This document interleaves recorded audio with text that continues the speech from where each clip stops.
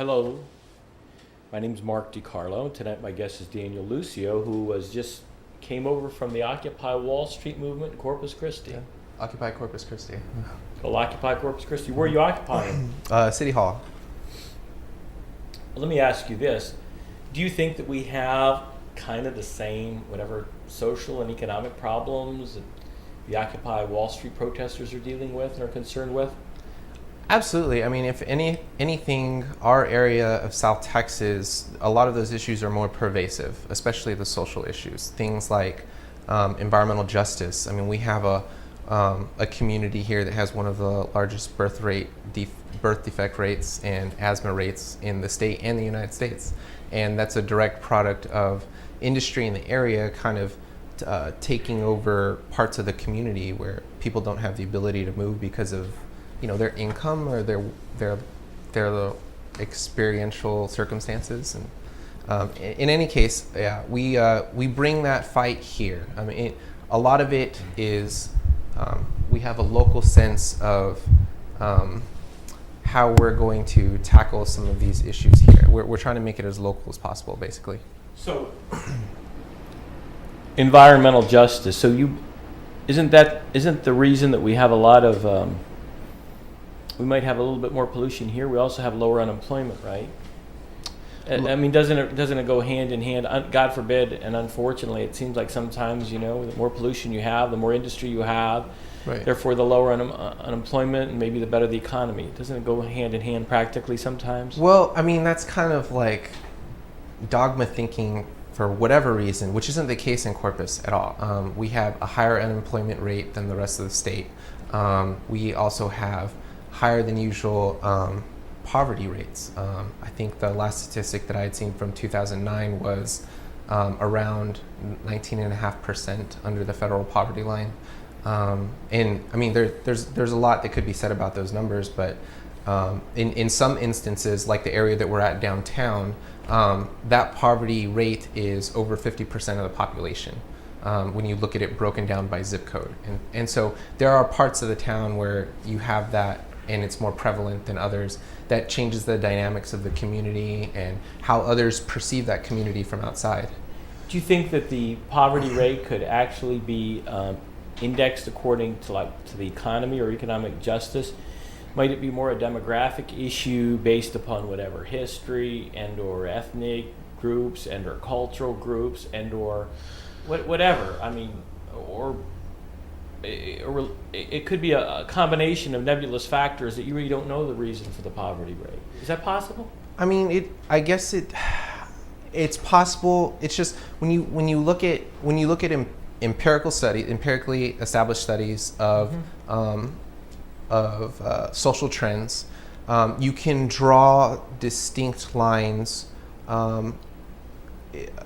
in society, in Corpus Christi even, and this was done by I think someone that we may have talked about before named Alan Lessoff, who talked about how certain portions of the population were being placed in certain parts of the city, and this was actually planned in the city's history, but it's well, I do tell you one thing. I am kind of a conspiratorialist, and I know a lot of things are planned behind the scenes a lot more definitely than what is known to the average person, I think. Absolutely. Definitely. I mean, a lot of people don't realize that there was a concerted effort in Corpus Christi for a very long time to keep Hispanics and Latinos, for example, out of the city planning process. And it wasn't until the late 70s and further where they became, kind of integrated into that process. Some would say not fully, but it had an impact on how the city developed as a whole. That's when you started to see not just a post-World War II like urban boom, but really after the late 70s and early 80s when Corpus started to take off to the other side of town, we saw a lot of dilapidation and poverty starting to rise up on the north and west side of town. You know what I mean? And anybody that's been to Corpus understands that these are the dynamics of it. I mean, it's not something that you can really ignore or say that aren't there, but there are numbers to back that up, and it affects daily lives.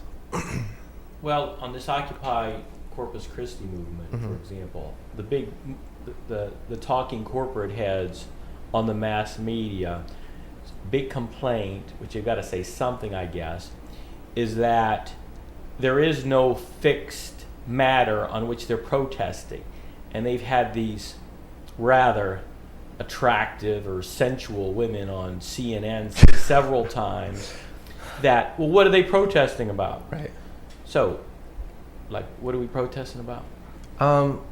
Well, first off, I mean, that's kind of crazy. And I think it's kind of more indicative of the state of modern mass media than anything else. I think that's why independent journalism plays a very good role in independent media.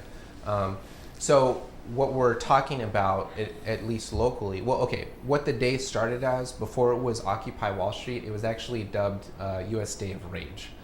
It was kind of taken and rebranded. That's a good name. Yeah, I mean, because that's what it was. And the focus was solely campaign finance reform. It was taking corporations, or taking away the ability of corporations to donate financially as much as possible to campaigns. And so that was the main focus. And from that, the concept was, from that, all other things are possible. Because once you take out the money out of Congress, then you actually have representatives that are there for the constituency rather than for lobbyists and money and, you know, making the next campaign. So it was rebranded in New York as Occupy Wall Street by some of the organizers there. And then it was picked up by various internet groups, and especially in the anonymous arena, you know, if you follow that at all. And they put it out to the world. And so since then, what you've had is occupations in the United States. I think we're up to 200 cities now, thousands of cities across the world, and in sometimes 10 times the number of what we've been able to garnish in the United States. I mean, I think the highest number that I've seen from New York is around 35,000 people at one time. And you look at Rome and Greece, and they're packing it with, you know, 50,000 people or yeah, and Rome had a fair amount of violence. Well, yes. Let's talk about the U.S. Day of Rage. Okay. And let me just throw a few ideas out because I'm kind of curious. And the campaign finance reform. I did not know that that's how it started. Yes. Under the U.S. Day of Rage and the campaign finance reform. But I did place on Facebook my statement. Well, why aren't we occupying the United States Supreme Court? Because they are the ones, in fact, that have made this most recent decision. What is it? Citizens United decision, yeah, which extrapolates these to me rather fanciful arguments, which from my memory started like this: a corporation is a person. Right. Money is equivalent to free speech. People are entitled to unlimited free speech. Therefore, a corporation who is a person is entitled to give unlimited funding to a candidate. Right. And that, now I haven't read the decision, but that's what I read from that's what I figured out from the mass media. I believe I'm correct. So I said on the internet, well, why aren't you occupying the location of the Supreme Court? You know, and I don't know that has gotten going yet. But no, they do have an Occupy DC. They've helped out with a couple of public hearings and occupied specific spaces. But you bring up a good point in that there are other types of entities to kind of target for our movement. Certainly, yes, certainly. I think, and this is something that was discussed here, whether we should have it at City Hall or maybe we should have it in a public space near a bank and have a demonstration there, or across from the federal courthouse. That's another location that's been discussed. And why would it be? Okay, I'm sorry. Go ahead. Oh no, it's okay. And there are reasons why we chose what we did here and nationally, why they've chosen Wall Street. And I think there's reason for everything. Well, the other thing that I had mentioned, my own observation, besides that, why not protest the Supreme Court based upon that recent decision, which has basically said, well, it doesn't make any difference what law the Congress passes regarding finance for campaigns or whatever, we're going to overrule it, the Supreme Court saying, basically. Right. Well, if I can say, I think that's a dangerous proposition when you're talking about power of appointment. And I don't know if that's necessarily something that, it's not appointment, it's nomination by the president and then confirmation by the Senate, right? That's right. So the idea is if you control or revamp the dynamics of Congress and the Senate, then you have the ability to change that Supreme Court. What we have now is a Supreme Court that is extremely conservative on a lot of issues, regardless of recent nominations. And that hasn't changed for years because of the composition of Congress and Senate and presidency. And I'm going to throw this out here in editorial comment. I'm not I'm licensed by the United States Supreme Court. I've only had a couple cases up there. I've never argued before the United States Supreme Court. But I could tell you this, one of the problems that we have, it doesn't seem to me that their decisions care too much about precedent and or to care too much about the Constitution. In other words, I'm here, it's what I think. Right, and that's kind of... I mean, you could read, that many cases aren't even cited. I'm here, I'm the judge, I'm the United States Supreme Court. That's what it appears to me. Right. And again, this isn't something I've studied, at length. Yeah, absolutely. I mean, you're an attorney, you had to go through that amount of education. I think that, when you look at, I just find it ironic, when you look at kind of a conservative argument for a lot of things is that, we're moving away from the original intention of the Constitution, or these types of things. And then what you have are conservative judges that go in and basically set that and ignore precedents. And so you're moving. It's hypocritical. When I have a client occasionally that comes in and asks me, something about what's going to happen or this and that, I basically tell them, look, don't you know when they put Bush in office and they declared him to be the president, stop counting the votes. I thought the cat was out of the bag. Right. It's all a sham. Right, exactly. I mean, that's what I thought. I mean, I hate to say that, but that's what I thought. Yeah. Now, maybe I'm wrong. I said, well, it's all a sham. You're asking me with, I don't know, Right. And in a way, that's kind of bad because I'm almost telling the client between the lines we're living in kind of anarchy or something. Right. I can't make predictions. I don't know what's going to happen. I can't trust maybe the system to always follow the laws. Right. No, and that's exactly what it is. And I'm, you're not the only one that feels that way. And I know that is part of the impetus for this movement. I mean, among the list of problems. And the other thing that I had said, and I'm curious about your opinion on this, the unstated thing about the Occupy Wall Street movement is that, look, we don't have faith in the democratic process in America now. Right.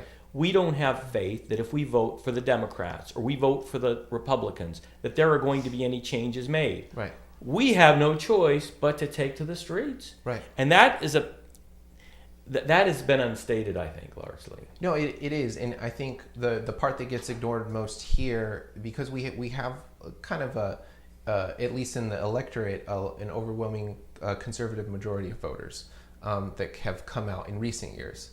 And so what gets ignored is that we have a lot of conservatives that are supporting the Occupy movement because they realize these deficits in the electoral process and what it's led to, bank bailouts. There's nobody that I talk to in the Tea Party or in the local Republicans that will say that they are happy about that. Well, we were happy, yeah, but I think at the time that it occurred, it was well sold. Right. And that a lot of us did kind of buy into it because we were basically told by the President of the United States, who again went on television in a panic state, said unless we do, and he was a Republican, said unless we do these bailouts, we're going to go into a major depression for years, and it'll, Yeah.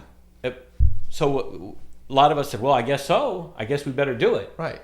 And what you have now are a lot of people that are realizing, that's not a free enterprise system in the way that we had imagined it. What it's doing is allowing institutions to be supported by the government when we can't even get support for our population. We're taking away social services right and left at the state and the federal level. But what's interesting, it's going on all over the world. It seems like it's the same gambit all over the world. Yeah. And I've got to admire the Greeks. I think even though maybe they face a financial crunch first, right, but they're the first ones to get on with it. Well, look, you're taking away everything from us, and you're saying we're indebted to Germany. Right. And that's the reason for it. In the United States, we're going to take away all this stuff from you because you're indebted to China. Right. The third world country, I don't know what's going on there, they're indebted to us. Right. Well, what kind of is this some sort of a flim-flam or game? I mean, I don't... It's what it seems like, right? Right? I mean, well, okay, here's what I said. I said, look, if I were the Greeks, I'd say, hey, Germans, we didn't make the debt. Go, the politicians made the debt. Come get them. And I would say the same thing to the Chinese in terms of any debt we owe them, or the third world countries in terms of the debt that, allegedly They owe us. Right. I mean, how long, I don't know if this is some sort of, and there have been arguments, is some sort of a major, I don't know, is this a corporate takeover of the world? Have you looked at any of this stuff? I mean, the implications, what I'm saying, are kind of horrifying. I don't know if they're true. Well, I mean, yeah, it changes the dynamic of what we understand as the nation state and why they exist. A lot of people will say, okay, well, we need a military to protect a nation state. The fact is, we're not going to have these huge, overwhelming population-killing wars unless we're going into an area to do that. What is the main institution in the world right now are corporations, multinational corporations, and their ability to traverse different nation states and their laws and to make a profit, because that's what they're driven to do, and to accumulate wealth. And and I won't say that all corporations are the same. There are certainly corporations that are good stewards of their environment and their community, but more often than not, the ones that we see in the news are not that. I had to laugh. We had this. Steve Jobs passed away. Right. Young man, my age, 50. Young man, passed away, and I was a little bit offended by the deification, because to me he was still a businessman, but nonetheless. But I did think it was kind of funny when somebody said he gave Chinese children a lot of jobs. I mean, Yeah, yeah. And that's what you're talking about. Yeah, You've got this absolutely. international corporation going to China, having these children Right. put together. Our laws say no child labor, right? Right. At least for now. Right. A lot of the right saying that you should do away with those laws, which I think is ludicrous, but nonetheless.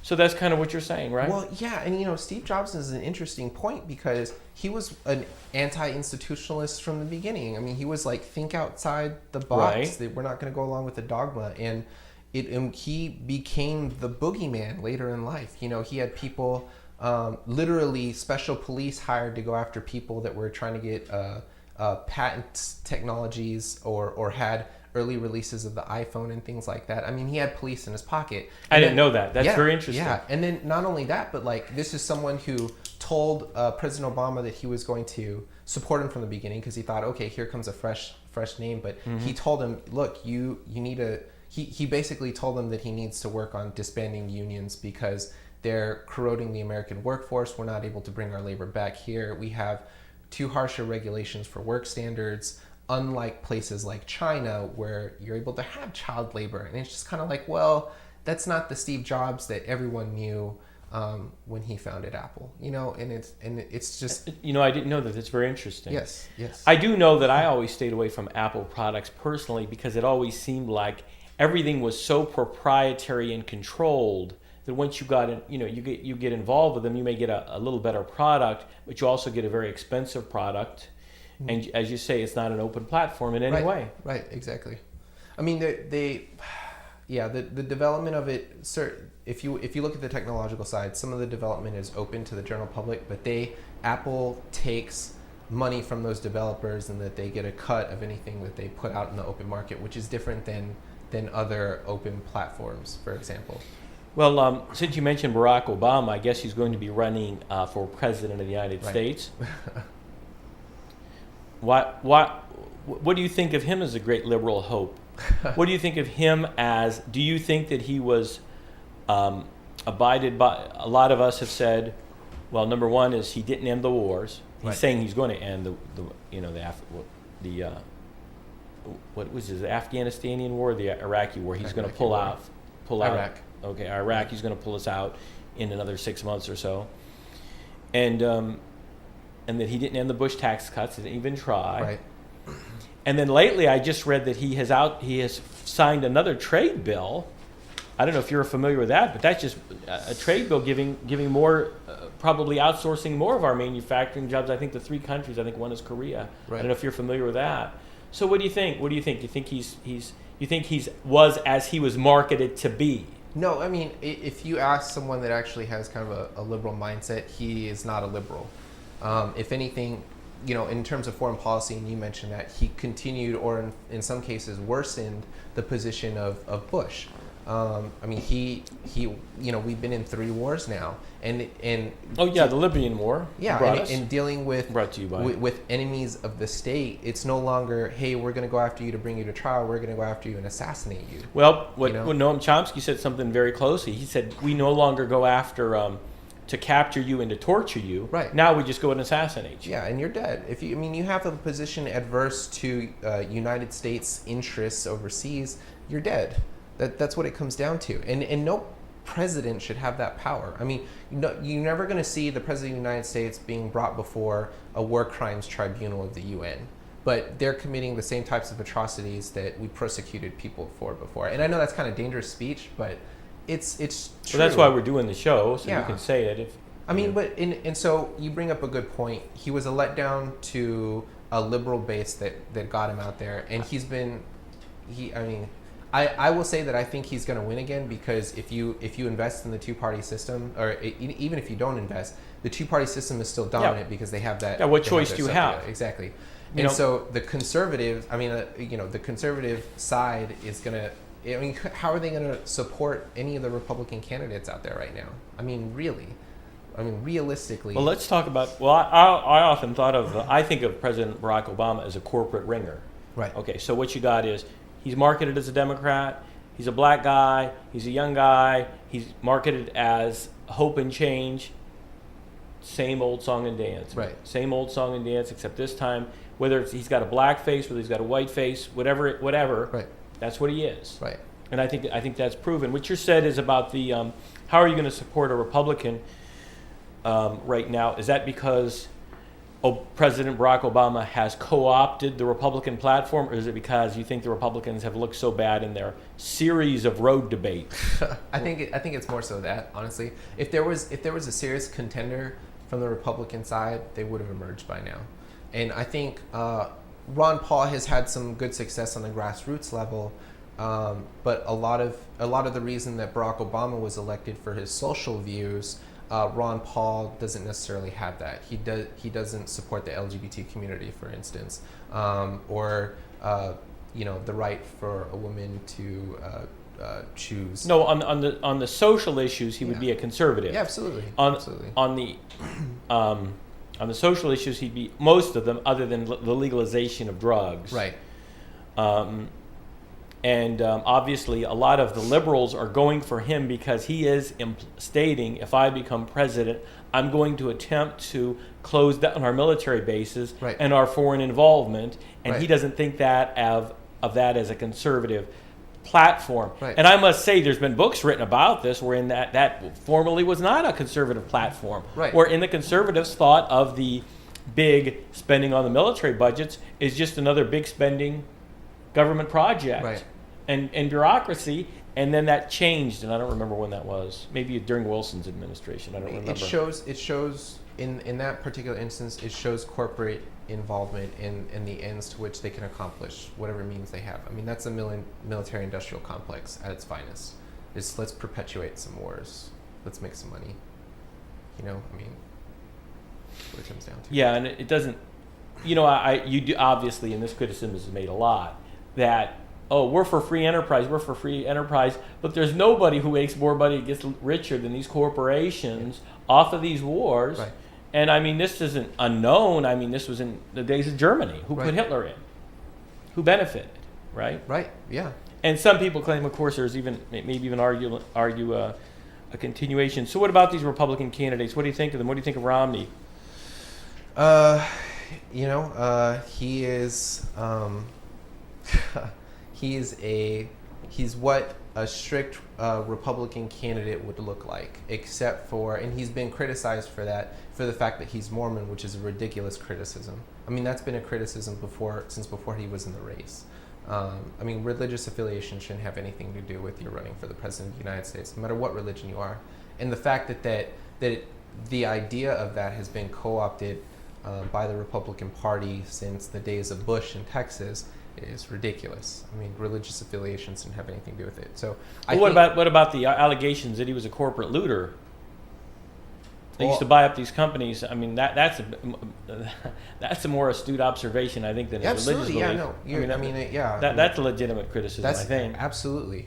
Absolutely. I mean, you know, this idea that that's something new. It's a new phenomenon. It used to be you would build projects and or produce a product or a service, Right. and you try to make money from that. You just wouldn't close up companies, you know, gut them out, you know, is it, you know. Get So I think there's that bonuses criticism. Yeah, I mean, getting bonuses from outsourcing and then, you know, cutting as much workforce as possible to turn a profit. But I think that that reflects the state of our modern economy right now anyway. I mean, you know, that he's just a product of that. And so anyway, I think that he's a front runner because he's so, he fits in the kind of Republican paradigm of what they want to see in a candidate. Does that make him competitive against Barack Obama? No. I thought it might because his platform is almost the same as Barack Obama's. As a matter of fact, that health care plan that he had in Massachusetts, right? Mm-hmm. Massachusetts, yeah, that's right.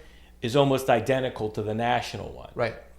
So here you have one candidate who's a white Mormon, and then one candidate who's black. I don't remember his religion, a Baptist perhaps, or evangelical, whatever. So I thought, well, hey, you know, I don't know. If there's still a certain contingent of racist whites, then maybe Romney will take it because their platforms are almost identical, I think. Yeah, I mean, if you look very closely at how they approach issues, they're almost identical, and that's the sad part. I mean, even on a state level, we have, you know, Democrats and Republicans that have almost identical platforms. It's kind of ridiculous. So, and then we have, of course, you'd mentioned Ron Paul, and then you have Romney. Now, has been this concern that Governor Perry has not done a good job on the debates, and I had personally thought that when he said we need to get rid of Social Security, I thought that was going to be the end of his campaign. Now, Right. It seemed to coincide with that, but they're saying it's for other reasons, the end of his campaign. He just hasn't been doing very well. I don't know. Yeah, I mean, I think you're finally seeing the product of him not jumping into debate with the governor when he ran here against Bill White. I mean, he avoids debate because he's not very, he's not very intellectual, but he's not very good with words. You know, just speaking in general. Is the impression that I get from his public speaking engagement that he has. If it's not scripted, he can't speak to it. And no matter how tight of a policy platform you might have, that's always going to hurt you in the public's eye. So let's see, who are our other? I think is that. Oh, okay. So then you have, then you have Bachman, of course, who's running, and then I don't know. I think actually I was kind of surprised to learn. She is an attorney, but apparently she's not doing overwhelmingly well in the debates. I don't know. Have you followed her campaign at all? No, I stopped after the first one. It just seems like it's going to be a contention between, and this is just from what I can tell. In my opinion, Romney, Rick Perry, and Ron Paul. I think that given the institutional mindset of the Republican Party, that they're not necessarily going to elect a woman. We had a woman that was in place for vice president to run, and look at the ways that she got criticized. So to have, you think Sarah Palin was criticized because she was a woman? In many instances, yeah, from the Republican side. But Geraldine Ferraro, of course, who just passed away, she ran with Mondale, and you think she was criticized because she was a woman too?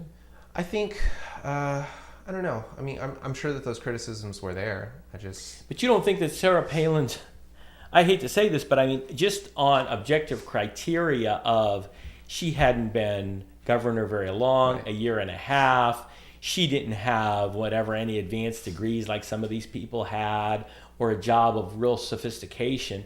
So I thought on objective criteria, I don't know, I thought on objective criteria criticism was warranted. And it seemed like because she was a relatively attractive woman, she got a lot of mileage out of that, and they obviously, so. I thought the criticisms were not that bad. The criticisms on Palin's part were warranted, but the criticisms that were unwarranted for the mere fact that she was a woman, I think, is going to spill over into Michelle Bachmann's, and already has. I mean, that party infrastructure across the United States is not going to allow a woman to be running for president on the Republican Party. That's just the reality of the Republican side. What I thought was interesting is when I hear people like Sarah Palin or Bachmann, etc., who come on with this strict right Republican agenda. I mean, within my lifetime, The only reason they're viable candidates and participants is because of the democratic reforms. Right. If the Republicans would have stayed firm on their platforms, women would have never been viable candidates. So I'm kind of amazed the way all these women have been co-opted, Yeah. and have adapted the Republican platforms. And I don't think there'd be any way they've been considered viable.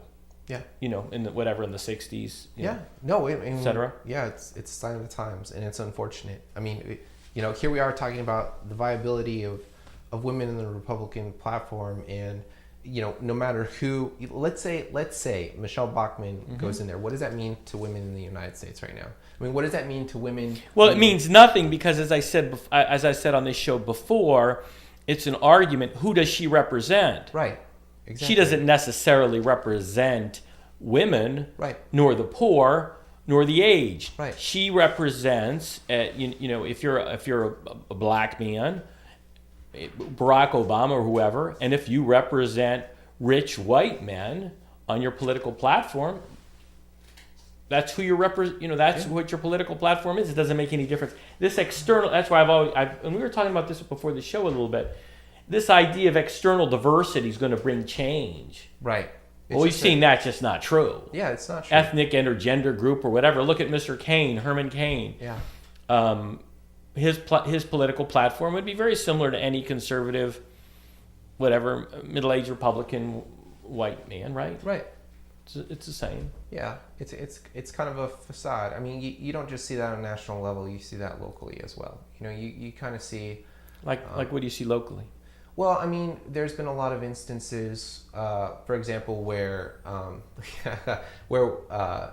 judges that have been successful, women Hispanic judges in the area, have who used to be on the Democratic side, have run on the Republican ticket because they have the financial resources to do so. And so a product of that is that we have a very staunch Democratic party here, but also that in when they've been in office have run very conservative policies for those offices. So it kind of shows that even though, and it's ironic, I just want to say too, that the largest portion of working poor in Nueces County, for example, are single households with women, mothers with single households, basically. And so it's just kind of ironic because there's been no advancement into that arena. And you would think, okay, well, these are women who have been through law school. They held some amount of social value when they first started to get involved in politics from the Democratic side, and then that's not the case anymore. I have to be a little bit careful because I'm a practicing attorney regarding judges, etc., and commenting on that. But I think it did kind of address our discussion about you can't really necessarily go by an ethnic and or a gender group. Absolutely. I mean you're not seeing that community represented when they're part of a failing institution. But just talking from the more so you've identified what you think of as a social problem wherein you have a high poverty rate amongst women who are raising whatever their single kids, family right? households. But I think the Republican argument would be, well, whose fault is that? Right. It's kind of... I mean, why did they have the kids? Why didn't they get married? Why didn't they, isn't that... And then the Republican argument always is that we've made it easier for them to have single family households because of a liberal social agenda where they get paid money, AFDC, etc. And a lot of people with common sense say, well, that seems like it's true. They used to throw them out of school if they were pregnant. Now they have separate classrooms. Right. You'll hear women occasionally say, well, I'm a single mother, as if that gave them some special priority, etc. How would you answer those arguments? Well, it's unfortunate that that's part of our national dialogue. And there's always going to be ways to scapegoat why resources shouldn't go to a particular part of the population. But that's what it is. It's scapegoating. It's putting them in a position where they are anti-victimized. They're saying, this is their fault. It's a blame game, and it's really not. What you see, what numerous reports it put out, and there was a really good article 2 weeks ago in NPR about it, is that there's institutional, basically people that have had traditional access to resources continue towards that trend. And so even something as simple as having access to a car to get to a job is going to make a difference in your life and the life of one of those mothers and the life of their children, because they gain wealth past that exponentially, because that's a form of wealth. And so what I could believe that. That's an interesting point that you never hear talked about anymore. Right. And it probably goes even further than access to physical things. It's your socialization. Yeah, absolutely. I mean, if you're not socialized into acting appropriately in the white collar world or something, you have no idea on how to do it, and that's separate and apart from education. Right. I mean, but that's a component of it. It's that we should ideally, I would have no grievance whatsoever in the United States if everybody had access to shelter, healthcare, food, and then equitable education. I mean, really, education. I just got to say this because I can't help it. But I've said this about like the Tea Party agenda and all that. So I say, well, look, I guess we don't have enough homeless people. I guess what do you want to do? Do you want to double the number of homeless people? Right. I mean, in other words, if we're so merciful and nice to the population, we sure as heck seem to have a lot of homeless people out there. Right. I mean, it's kind of, it gets talked about a lot. It doesn't fit well with the idea of even Christian values as part of the conservative argument, saying that, we should be tending to the poor, and, we should be. I mean, it's almost like some of the far right wing. They say they're Christian, and then you say, well, what Bible are you reading? Right, exactly. I mean, you can come up with numerous quotes, whether it's a rich man going through the eye of a needle, or whether it's a law destroys the tillages of the poor, regarding corruption in courts. I mean, Yeah, I mean, it's kind of hypocritical to the platform. I don't know if. I think it was interesting what you said about the Mormon issue and Romney, because it might, in fact, disarm a certain amount of the Christian right in terms of their support of him, right? Yeah, I mean, people, even if it's not overt, I mean, there are those mechanisms working in the mentality of people when they go to a voting booth. Am I going to align myself with someone that I know believes the things that I do, or something else? But what I say is all cards are on the table. If he's running as a Republican and he's a Mormon, and if I was running against him, I'd say, well, look, he's not Christian. I mean, the Republicans in a way started that, all cards on the table. Yeah, so I say, hey, time to party if you want to do it that way. It's just like Sarah Palin. Well, none of her kids really had Christian names. Right. I mean, whatever, Daniel, Mark, Peter, whatever, these traditional. If she were such a great personification of Christian values, etc., I would think that her children would have those, Christian names. So I don't necessarily agree with that this is where we're at, but I guess if I were running and it came up, I would use those, I would use some of those arguments. Yeah.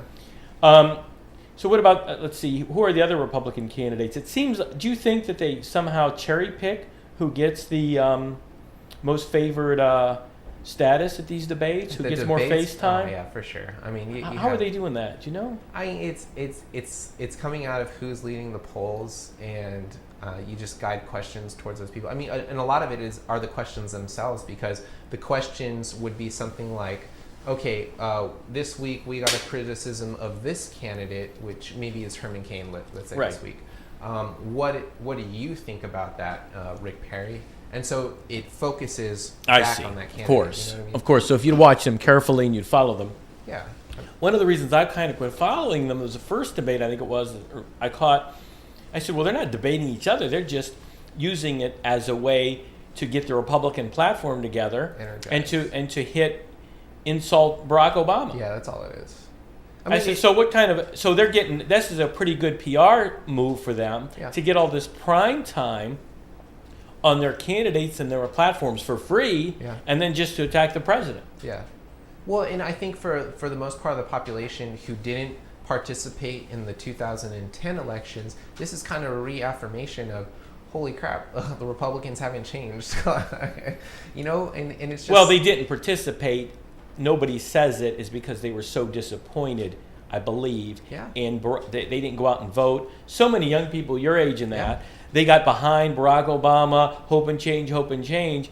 And I think they were very sorely disappointed. You see that a lot. I mean, I will say, and especially from the people that are out there at Occupy Corpus Christi, which is going on right now. I mean, we've been out there for the Right day. now? Yeah. Okay, this might not show in 2 or 3 or 4 weeks, but right now, Yeah. Well, how long is Occupy Corpus Christi supposed to go on? Another 2 weeks, 4 weeks? You have any idea? No. Conceptually, it goes on until the grievances are addressed. Some of the things that we're talking about locally is for example, the city council had the ability to adopt ethics rules. Back in 2009, I think it was developed by a committee, and they just set that aside. The incoming council was just like, well, we don't really need this ethics. We can deal with what they have at the state. So that's something that... Do we have an ethics problem on city council? Oh, yeah. I mean... Do you have any examples of ethical problems that people have faced that you think they acted inappropriately on, whether or not it was on the... I think there's some sort of lawsuit going on this island issue right now, where the people on the island thought they were voting for something, they're getting something else. Yeah, that's one thing. I mean, that's just the city in general, is that they were promised certain amenities that haven't been provided to them, and the backers of this project, of this bond project that they voted on, were basically saying, get this passed. And so they had some big financial supporters from the development interests on the island. And then when it came down to it, those development interests were kind of realized. They had specific roads, like the Tortuga Dunes area, that kind of thing, where they had a road built, but there's no amenities out there, for example, that were promised when that bond was being put out there. So you have literally deception to the voters in Corpus Christi as to what they're going to get. So you think it was purposeful deception? It wasn't like any kind of negligence. We just didn't explain it. No, it wasn't negligence. I would say this: these politicians are very astute. Oh yeah, very at deception, and I don't know if they sit around and think of this stuff, or it's or whatever, or these large companies locally sit and think about it, or how this all works. But the deception is very astute. Absolutely, and you see it across different policies of the city. I mean, you really do. The example that I use a lot is the Mark Scott example, and that's the one person I'll talk about. There are some, I think, good eggs. That's the one person I'll talk I will. about. Go ahead and talk about Mr. Scott. Yeah, and Mr. Scott, by the way, is welcome to come on if he feels anything's offensive, and hopefully we can give him a fair platform. He's given me phone calls before when I has he? Yeah. Oh yeah. Oh great. About stuff. I mean. So he did well. Well, go ahead. You might. Okay, so Go the ahead. biggest thing that I've seen in the past couple of years from Mark Scott, and that's certainly not the only thing, was the Las Brisas issue. When he voted on the water contract, he had his company and his wife's business had a direct financial link, and they got resources from the Las Brisas company, Chase. And so what you saw was him participating in a vote that he shouldn't. He should have recused himself. But the dynamics of the city are so that all he has to do is shoot an email to the city attorney saying, hey, by the way, I didn't really have a financial and that's been going on for years. You know? And then somehow they act like the city attorney is the judge. Yeah, and it's just... Well, the city attorney said it was okay. I don't care if he said it was okay or not. He's on the city payroll. Right, exactly. And they're rubber stamping it, and then I'm using that as a justification for my decision. They've been doing that for years. Absolutely. It's so the same that's something con. that needs to change. I mean, it's absolutely ridiculous. Can't fight City Hall, though, they say. Remember that's that what they old say. saying? That's why we're at City Hall. So That's why you're at City Hall. So we were talking about Mark Scott. I don't know if I interrupted you. So you thought that was a direct conflict, and you don't think that he should have voted on that issue regarding Las Brisas because he had a financial interest. Yeah, absolutely. He had a substantial financial interest, and there are people that feel that way. I mean, I know that there's a lot of paperwork in the works to kind of bring that into some kind of court for Mark. Hopefully before the next election, because man, if that guy gets in city council again. What do you think about Las Brisas? You think what is Las Brisas? Las Brisas is a proposed petroleum coke plant. It's a huge facility they're planning to build on the port that'll basically burn pet coke, which is very similar to coal. It's a type of lignite. It'll increase industrial emissions by 82%. That's with all our refineries, our 23 refineries and chemical plants combined in our area. It'll increase that amount by 82%. and for energy production that the state really doesn't need right now. Okay, well, what about they tell Corpus Christi? I think this is another deception, but they're telling us locally that it's going to result in lower energy prices. Right, which is ridiculous because every single energy manufacturer, no matter what type of energy it is, gets plugged into the grid and then basically siphoned out. Then it's a market, by a third right? party. Yeah, it's. Well, right. I mean, if that's true, let's say there's never, I never understood why politicians are allowed to lie when they're campaigning. I know they're not technically under oath, right? But it's kind of like it's a breach of oral contract, right, and it's fraud. So whoever it is, whether it's Barack Obama, he's saying he's going to try to end the push tax cuts and doesn't end. I say, hey, what is this? Some sort of fraud, right? So on this, for example, specifically on Las Brisas, what I thought, I said, okay, put it in writing that you're going to guarantee a 15%, energy. Yeah, absolutely. Right? Where is that in the contract? They just say it. It's kind of like when they got the state lottery and they said, okay, it's going to be used for the kids in school. Yeah. But there's never a follow-up. As you said, a lot of it is deception. Yeah, I mean, even on the jobs argument, the biggest argument that they have, okay, they're going to bring jobs to the community, which people need in Corpus Christi, right?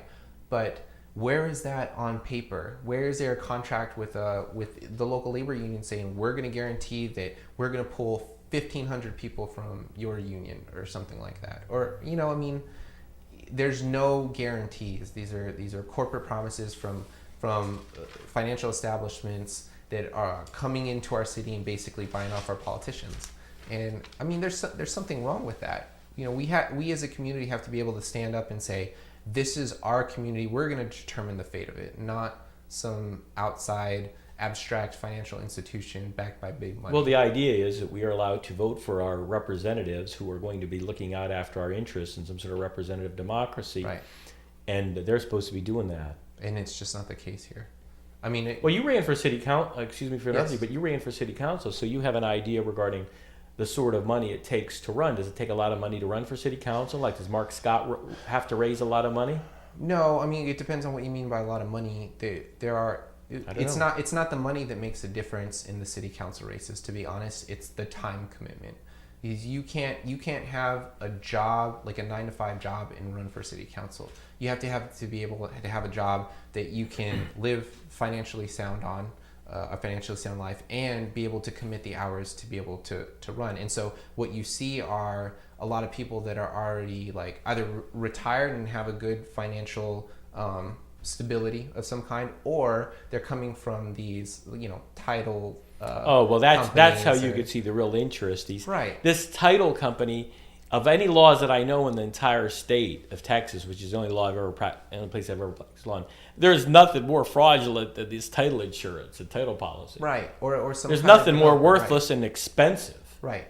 I mean, to me, because right. I've been involved in lawsuits when we tried to sue on these title policies, and what you're getting by this big premium is very minimal. Absolutely. So, I mean, but what it basically comes down to is that we shouldn't relegate our representatives to just one particular group that can afford to be there. I mean, a woman that is working 50 hours or 60 hours a week, that is taking care of 2 kids and going to school, should have just as much say in city policy as someone who has a title company. Okay, so how would you solve the problem? Any ideas? Well, because I mean, it takes so much time to campaign, and if you have to have an economic, that's something that's, I don't know, practically speaking. One low-hanging fruit is change the time that the city council meets. They meet during the day. You take a look at San Antonio, which has... what's the deal on that? How are you going to go there during the day? Exactly. Right? It's completely inaccessible. And so what other cities do, for example, like San Antonio, is they'll have it in the evening, and they'll break it out to twice a week. So if you can't make it to one, you'll go to the other. I am of the impression that one of the reasons San Antonio has done better than Corpus Christi is things like that. Right. Okay. That's an example where they don't have the oppression. I think their court of appeals is a better court. I think that, for example, the court-appointed attorney, they have a roster. It's not done by individual judges. So right. I do think that these laws that can result in a more, a more fair and open-minded and dynamic atmosphere for a city. Yeah, absolutely. I mean, every little thing makes a difference I mean, everything has an impact, and a substantial impact. Something like what you were talking about, like how even locally, how dockets are handled at the DEA's office. I mean, I think our DA's done an okay job in taking care of a lot of the backlogged work that they had, but that was created for a reason before he had gotten in there. It's just Another practical example, a friend of mine has one business in Corpus Christi and one in San Antonio, and he said it's much easier to get a contract with San Antonio in an open and honest bidding process than it is in Corpus Christi. Absolutely. I mean, if you don't know someone here, you're not on the list. And it's not just about meeting requirements to be contracted by the city, because there are requirements in every city. It's the atmosphere of knowing people in departments that do those contracts, and then knowing the council members that are going to be able to support that, having the time and the ability to compete for those contracts. And if we're going to make our local economy more, I mean, if we're going to improve our local economy at all, we have to make that a reality for local businesses and local contractors, because a lot of times those are the ones that get pushed aside. Okay. And I saw on your Facebook page, you said the revolution will not be televised. Of course, it's being televised a little bit today because you were out there on Occupy Wall Street, and you're going to continue out there until you think things are going to change, or? Absolutely. And we invite anybody to come out there and do it. I will say that local police have been very nice with dealing That's with this. good. Yeah. We were told that before our first demonstration, which was on the 15th, that they had gone through some riot training just in case. But I think that they realized that this is kind of a calm, peaceful environment. And we've even had some officers come over and show their support. They're like, we understand what you guys are doing. And how many protesters did you have there? Today is Saturday. Right. How many have you had at any one time? 30, 50, 100? I think the paper you said there were 30 to 50. Oh my gosh, the paper has not done a great job with this at all. So the first one we had about 120. Yesterday we had a little over that. So are you carrying the signs? Time. Oh yeah, I mean signs. What is your sign? What does a good sign say? You know. Tell me a good slogan. I think that we had one was like get money out of City Hall. We had another one. That was, just general sayings like who watches the Watchmen, or, some there's some cool signs out there. You have to come and see them. Okay. Well, I just wondered because I remember there was a famous line in one of the Crosby, Stills, Nash and Young songs, people carrying signs mostly say hooray for our side. As if the signs really aren't communicating too much. And it just becomes like a kind of a trendy movement, I guess. I don't know. I don't know. I think that just getting people that have never been involved in something to participate in something having to do with our kind of mindset is great. I mean, I'd seen in your article the revolution will not be televised. Also, you state about you're upset about Metro Ministries and others drastically cutting back on programs to provide for the needy. Yeah, absolutely. I mean, they're missing state and local resources. Though I must say, again, I'm kind of mean sometimes. but when I saw which one was it, they said, "Oh, we cut down on breakfast." Right. Well, we had to do it with breakfast. I thought, "Oh no, what are these guys going to do without breakfast? Like, when did I eat last eat breakfast? Yeah. Yeah. I mean, some of that stuff, I kind of have a practical look at. Yeah. Let's see. You say also in your little art in Revolution will not be televised on Facebook. Renewable energy companies are taking off right here in the city. Like which ones? Well, for instance, there's a company 3E Works that is looking into thermal energy production, and so basically you'd have a base station or a couple of base stations in the city that would provide clean renewable energy for the entire city, and not have to have a separate grid come in. I mean, we're talking about. That's interesting. I hadn't heard anything about that. Absolutely. I mean, and they're looking for a corporate sponsor right now, or just sponsors in general, or basically funding. They have these prototypes working, now with them. So I mean, but this is a product of a lot of local innovation. Unlike up north, the fracking issue doesn't seem to have gotten any political legs, wherein people are opposed to fracking because of pollution of water and or the environment. But right. Well, we're kind of an oil patch town. I think that's why it's a huge issue. You know what I compare it to is the nuclear argument.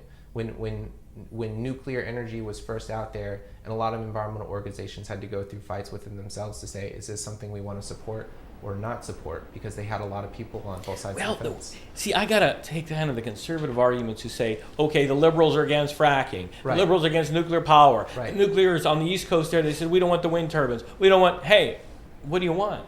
Right. Oh, I mean, you gotta have something. Right. Well, so there are a lot of studies that show, for example, and that's a legitimate argument. We rely on those types of energies every day, and especially fuel. I mean, we still have fuel until we can get to a point where our technology in the private sector has provided for these 100-mile-an-hour-gallon cars. How are we going to get there? But the difference is, for example, China is outpacing us 10-1 in the research and development in renewable energies. I mean, the resources that they are putting into that are far more substantial than the United States. And it's because of financial interests here that we don't have research and development dollars that are basically... They have more of a centralized economy. That's another thing. Our businessmen are competing with them, and they have a centralized economy, et cetera. And I don't know if they have... They can determine what's happening with their state. So it's not at all an allegory. Well... Right. This has been Mr. Daniel Lucio. We're reaching the end of the show. Anything important you want to tell our viewers about Occupy Wall Street, or you think what needs to be done locally? No, I think we have a lot of local issues and a lot of support from people across different, lifespans, lifestyles, ages. And so if you want to see it, come out and support us. Are you going to be running for city council again, Mr. Lucio? We'll see. I don't know. All right. Thank you. Thank you for coming on. Thank you for having me. I appreciate it. Good night.